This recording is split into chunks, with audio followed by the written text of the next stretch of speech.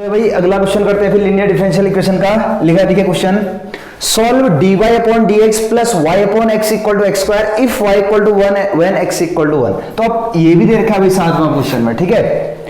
तो आगे की ओर करते हैं इस क्वेश्चन को। ये भाई हमारा question, solve dy upon dx equal to इतना, वो कंडीशन दे रखा है। तो चलिए स्टार्ट करते हैं। ये हमारा क्वेश्चन है गिवन, पहले इसको लिख लेते हैं, dy upon dx plus y upon x equal to x square. This is equation number A. आपको साफ दिखिए वेरिएबल सेपरेबल हो नहीं रहा है, लीनियर है भाई। ये देखिए दो ही y दिख रहे हैं, तो वेर p इक्वल टू देखिए आप लोग, आप लिख सकते हैं 1 अपॉन x। जो y के साथ होगा वो p होता है, बताए थे।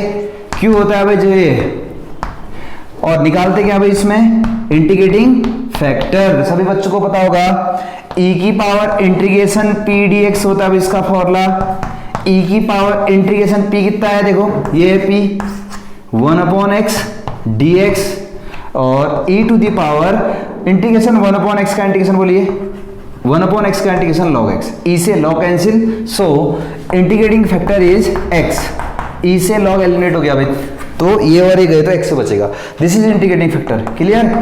तो इंटीग्रेटिंग फैक्टर आने के बाद अब लिखिए multiply equation a by integrating factor. Multiply equation a by integrating factor means x से मल्टीप्लाई करिए भाई इस इक्वेशन को, x dy upon dx, x से मल्टीप्लाई करते तो x से x कैंसिल, y बचेगा, x से इंटू किए तो x क्यूब, है ना।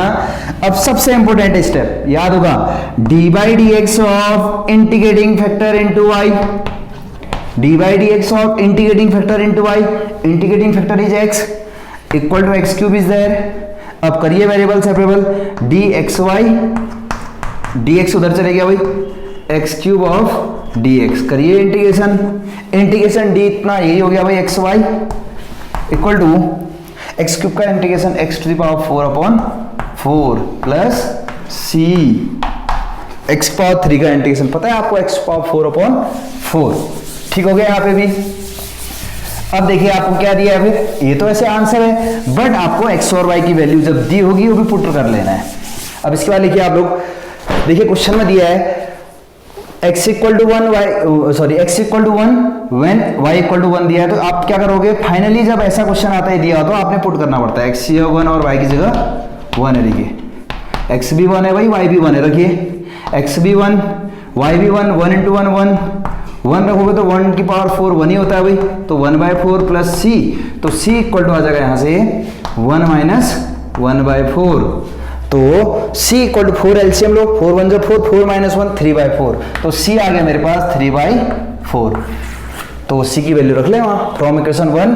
तो फाइनल आंसर हो जाएगा xy equal to x to the power 4 upon 4 plus c कितना बचे 3/4 विच इज अवर आंसर। तो याद रखना जब x और y की वैल्यू दी होती है ना, तो फाइनली आपने जब आंसर आ जाता है x और y की जगह निकाल रख के c की वैल्यू लेते हैं। This is integrating constant. तो चलिए ये भी हो गया फिर हमारा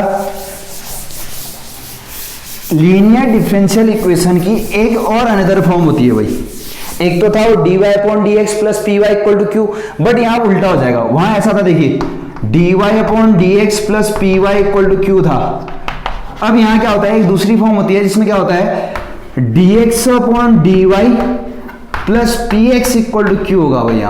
अब कहानी बदल जाएगी यहाँ, जैसे dy अपॉन dx था ना, तो यहाँ होगा dx अपॉन dy, और यहाँ py की जगह px होगा भाई। तो अब मैं कहूँ तो 2x दिख रहे होंगे आपको यहाँ, और यहाँ इंटीग्रेटिंग फैक्टर कुछ ये होता है, इंटीग्रेटिंग फैक्टर e की पावर इंटीग्रेशन p dx होता था वहां, यहाँ y में है तो dy बोलोगे। अभी देखो dy की फॉर्म है तो dy लिखोगे।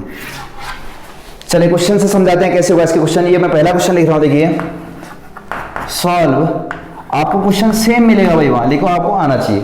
Solve x plus 2y cube, x plus 2y cube dy upon dx equal to, बच्चे आपको दे रखा है y, इसको सॉल्व करना है। चलिए करते हैं फिर। सबसे पहले dy अपॉन dx चलाओ, dy अपॉन dx ये अपॉन में आ जाएगा भाई y upon x plus 2y cube. देखिए सबसे पहले आते हैं वेरिएबल सेपरेबल है, इधर उधर तो होंगे नहीं। अब देखिए लीनियर भी नहीं है, जो पुरानी वाली फॉर्म की थी, 2 y दिखने चाहिए, यहाँ 2 यहाँ तो यहाँ भी y है, तो ये लीनियर डिफरेंशियल इक्वेशन उस फॉर्म की नहीं है जो अभी तक कर रहे थे आप लोग। तो अब वो वाली नहीं है तो अब इसको पलटिए भाई, इंटरचेंज कर रहा हूँ, रेसिप्रोकल कर रहे हैं, तो dx अपॉन dy कर लो फिर, अब क्योंकि कुछ है ही नहीं, इधर उधर भी नहीं हो रहे हैं, y वाले दो ही नहीं है, कई सारे y दिख रहे हैं, तो उसको रेसिप्रोकल किया तो dy अपॉन dx का dx अपॉन dy, और यहाँ भी करिए x plus 2y³ upon y हो जाएगा, ठीक हो गया, पलट लिए हैं। अब यहाँ से आ जाएगा dx अपॉन dy, अब dy अपॉन dx नहीं है, dx अपॉन dy हो गया है, और यहाँ अलग अलग करिए, x upon y plus 2y³ upon y होगा तो 2y² बचेगा भाई। तो फाइनली ये आ गया मेरे पास dx upon dy equal to, इसको इधर लेके आओ, minus x upon y equal to 2y²। देखिए इसको इंटरचेंज इसलिए किया क्योंकि इससे सॉल्व नहीं हो रहा है, लीनियर भी नहीं है y में, बट अब इसको जैसे इंटरचेंज किया, अब देखिए जैसे वहां 2 y होते थे, अब याद सिर्फ देखिए 2 ही x हैं, उसके अलावा कोई x नहीं है, तो ये लीनियर डिफरेंशियल इक्वेशन है। अब इन x आप यहां लिख सकते हैं which is linear differential equation, ये भैया जो मैंने आगे लिखी है ये आपके लिए अब लीनियर डिफरेंशियल इक्वेशन है ना।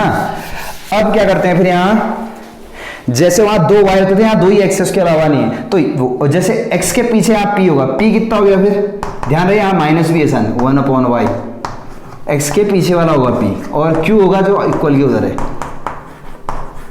ठीक है, ये वाला बन गया, बात वही है। अब यहाँ निकालते हैं इंटीग्रेटिंग फैक्टर, जो होता है भाई e की power integration p dy, p कितना है -1 अपॉन y, और dy e की पावर माइनस बाहर 1 अपॉन y का इंटीग्रेशन log y होता है भाई, 1 अपॉन y का इंटीग्रेशन log y होता है, ठीक है। अब e तो ये माइनस है, पावर ये एक प्रकार से बोला तो इतना आ गया, ठीक है, माइनस बाहर, यहाँ पे माइनस है तो -1 लिख ले तो क्या फर्क पड़ रहा है, कोई नहीं, तो log क्या बोल सकते हैं आप, log m to the power n की प्रॉपर्टी से y to the power minus, या फिर आप सीधे बोले तो एक प्रॉपर्टी ये होती है भाई log की, सीधे बोल दे रहा हूं मैं, माइनस है ना, तो पीछे से अगर कभी माइनस हटाना तो माइनस इधर गया तो log 1 अपॉन y लिख सकते हो आप इसको, ठीक है। वरना कैसे समझना चाहते हो, यहाँ पे -1 है, लंबी मेथड, ये log m की पावर n में -1 कहाँ जाएगा, पावर पे जाएगा, आगे भी आ सकता है, और y की पावर -1 अपॉन y होता है, ठीक है, ये log m to the power n log m होता है, तो ये नीचे ला गया इतना, e से log कैंसिल, तो इंटीग्रेटिंग फैक्टर आ गया मेरे पास 1 upon y, this is integrating factor. अब लिखिए आप लोग multiply equation a by integrating factor, multiply equation a by integrating factor means 1 upon y से इंटू करिए, तो यह आ जाएगा 1 upon y dx upon dy, 1 upon y से इंटू किए तो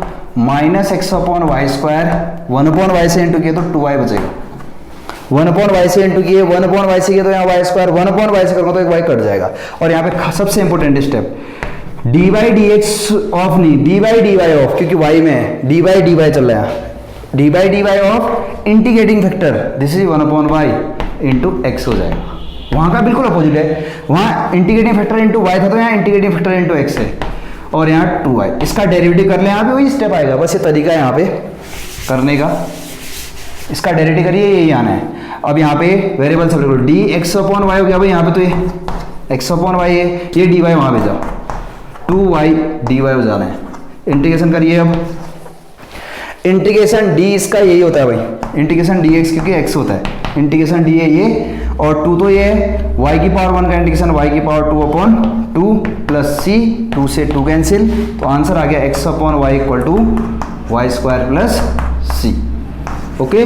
तो अब नेक्स्ट वीडियो लेक्चर में आपको कराएंगे अब एग्जैक्ट डिफरेंशियल इक्वेशन।